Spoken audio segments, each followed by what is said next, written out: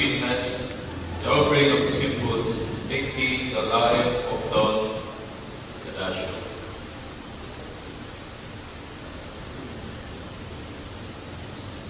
Flowers.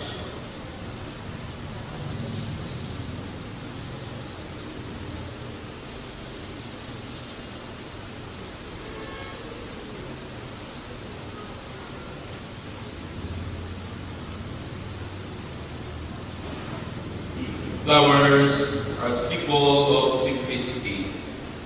The life of Don Cadasio is likened to the flowers. In simplicity, he found satisfaction.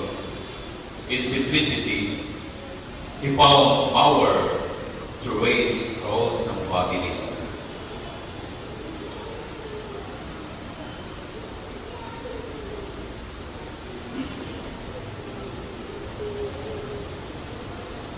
Fruits serve as a symbol of God's unfailing love to Don Cadasio's life and family.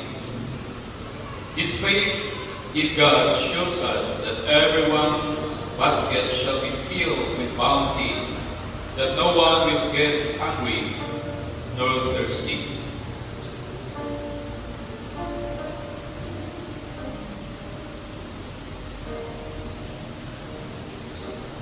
Water symbolizes the purity of life of Don Cadasio.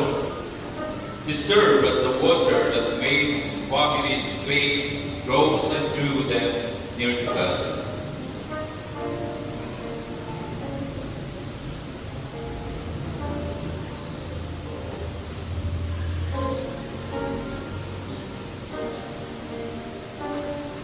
The candle symbolizes the failing faith of Don Cadasio. Jesus Christ served as his life and love.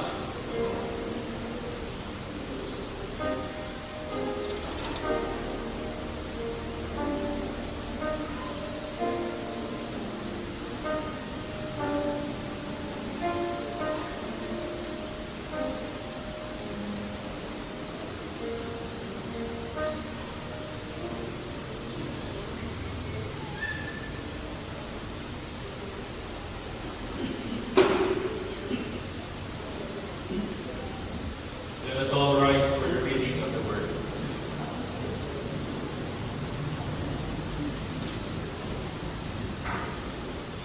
I will read to you a portion of the scripture that is found in 1 Peter chapter 4, beginning verse 12 up to verse 19. Dear friends, do not be surprised at the painful trial you are suffering, as though something strange were happening to you. But rejoice that you participate in the sufferings of Christ, so that you may be overjoyed when His glory is revealed. If you are insulted because of the name of Christ, you are blessed. For the Spirit of glory and of God rests on you. If you suffer, it should not be as murderer or thief or any kind of criminal, or even as a meddler. However, if you suffer as a Christian, do not be ashamed, but praise God that you bear that name. For it is time for judgment to begin with the family of God. And if it begins with us, what will be the outcome be for those who do not obey the gospel of God? And if it is hard for the righteous to be saved, what will become of the ungodly and the sinner? So then, those who suffer according to God's will should commit themselves to their faithful Creator and continue to be good. May the good Lord bless our hearts as receiver of His word this afternoon. Amen.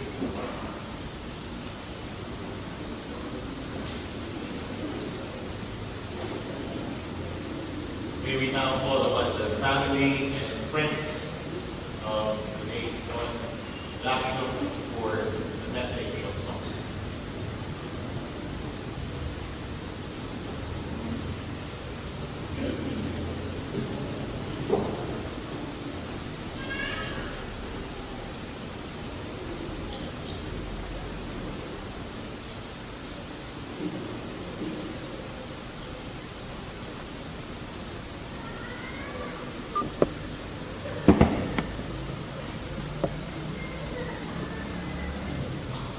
Lift up. Ay. Nabising mabuha. Lift up your hands yata ko.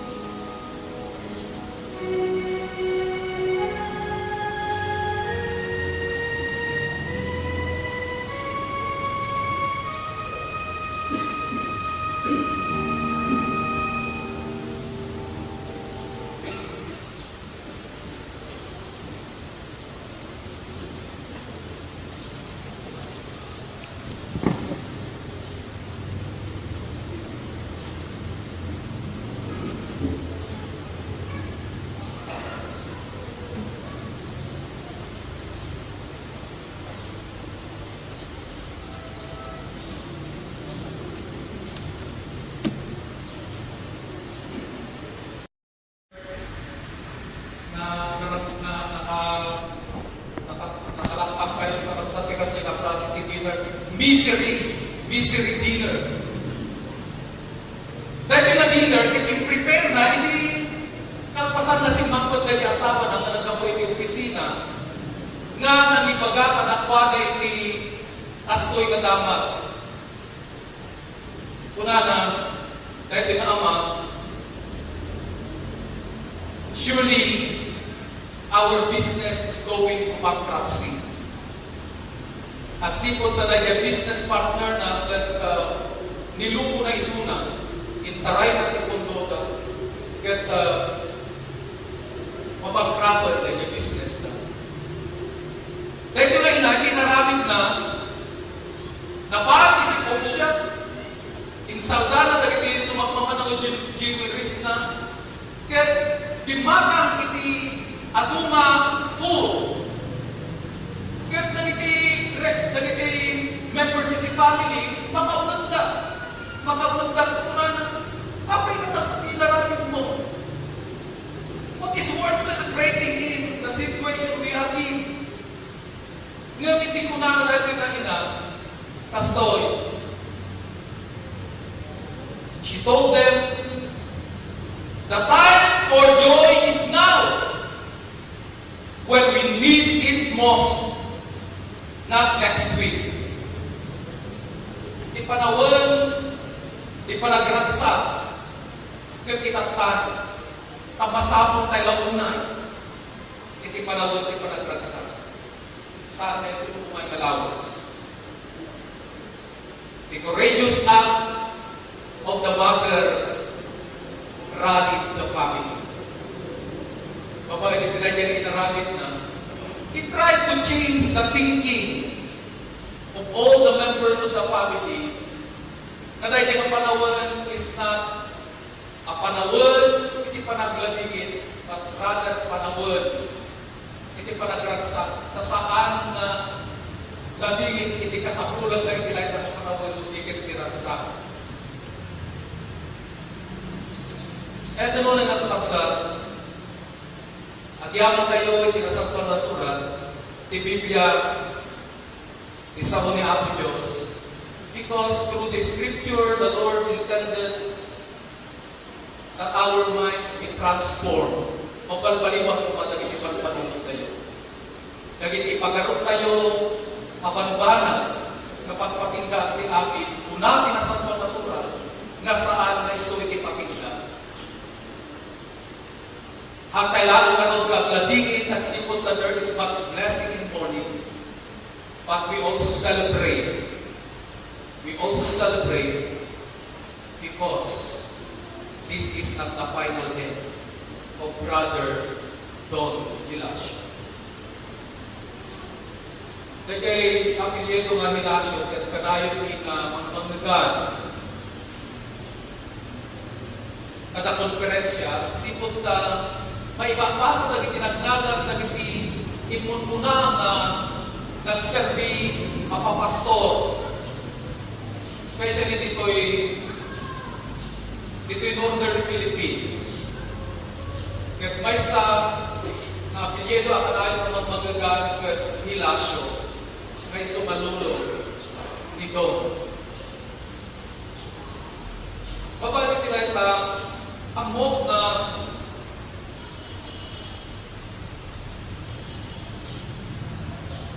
the spiritual gifts and the seed of faith kept na ibula kini brother ko. Kaya imunalalang isuna na naki-reunion itinayay lolo na. Kahit nga pasamat at mapasamat na tayo amin, nobody is accepted. Itaan tayo lalang na adaw mo muna at dahil ikaw hindi. Ngayon, most of all, itaan tayo umang na dahil ikaw pasamat. Ngayon sa akin, sa ipagpatinggan kay amin, it is rather the gate that God opened that we may be able to get into the other chapter of life that is closer to God. When we can see God face to face. Babae, di papatay tayo. Kaya babae, di kasasad tayo na nagkagwanan. Dahil di panawin na mabalin tayo. Nakita ni Diyos, hindi mo panumpa. Kada di katas tayo na kasasad tayo, saan tayo na mabalin, nakitaan niya ang Diyos. Because our human finiteness cannot be able to withstand the glory and the brightness of that God. Magyaman tayo, and this is another thing to celebrate, that God has already opened the gate, the door for Brother Lord, that he may be able not only to commune with his loved ones of radical ahead of us, but most of all, to see God face to face. Sabay kami na ikot kayo, na ito'y natundawan, with Brother Lord, may embrace na ito'y ng panahon, may niya ang Diyos, Ketward. Hindi na natin Ama, kaya natin ang Espiritu Santo. Amen.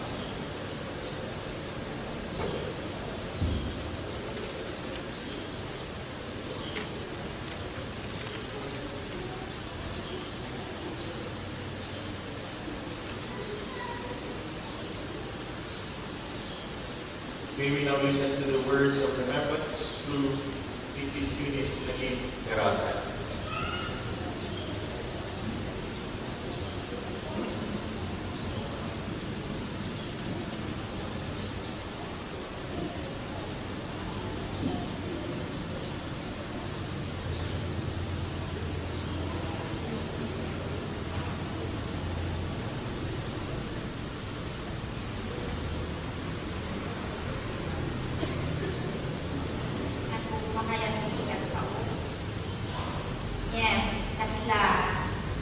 Idon kanyan kit kapsat. Para kanya idon kit kay isang maparawon, gabukin ako Diyos. Nagbalin na parte ni Jordan idon ito'y ulo. Mangrugi ang nakubit na mula elementary, di ba yung central, high school, DNVD. Weekends, dito'y kapilya as a member of the choir TUMYF. Dito, kasubing ket naputibiyag, ragsak, sutin na ubing, na uray na makasangit ka, inasutin na. May kaya't nati aktibo si Gulukol, di balay ka kay Paterno. Ragsak na may at bisikleta, di bike na ang kulay blue in yellow. Hindi elementary kami, nagbalik na kasla household ni Idon, taiso na ni main character ni EJ Don Simon. Nagrugi iti, tinatingnagan ng kanyang Don Simon or Don Tepot. Gana nag-ijay ayan ni nagatalatag Don Tepot. Hilig na gati at kanta nalaing iso ng timat. Actually, tutor ni Manong ko at timat nalaing ni Antisquay Root uray oral kaya na. As we go on with life, trials come our way. And I believe Don is the toughest person I ever know. Di nagpasasulat ni high school, napatisulat ni Manila. Tapno agadal din yung sunga, electrical engineer. JTIP. Hindi panagyan na di Manila, nabatasan na di pagbibigyan ko ayan na. Daan di, daan telco, saan ayaban ni Manong ko, jay daan di na.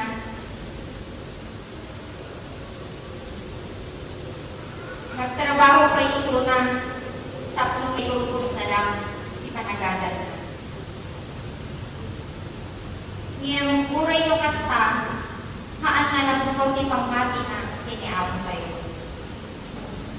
Kenta kami nagagayan na hanilan iso na ibati. Adupay titintay nga parikot ni Don Bibiyak na. Ngem, adalan kami ni Don determinasyon. Namnama. Tiksa tinagin. Hinpaman Diyos.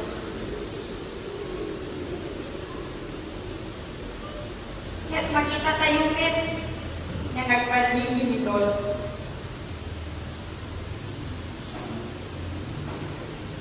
Don's life is like a seesaw puzzle.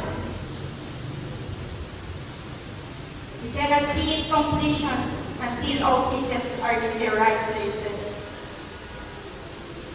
Once this puzzle is solved, we do his or her share, because each one of us is a piece of it.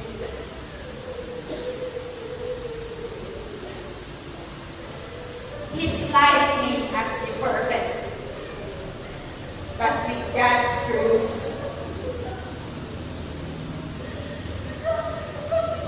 His vision in his life did not end in vain.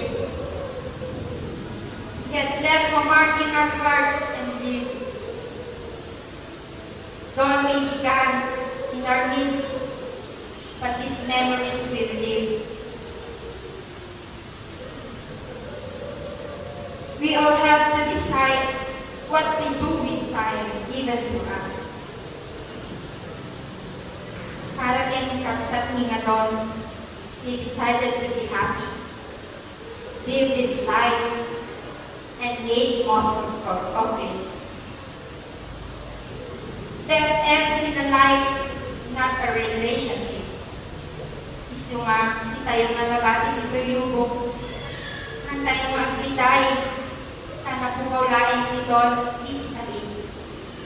Ngayon, kinarelasyon tayo ketwana, akas ama, asawa,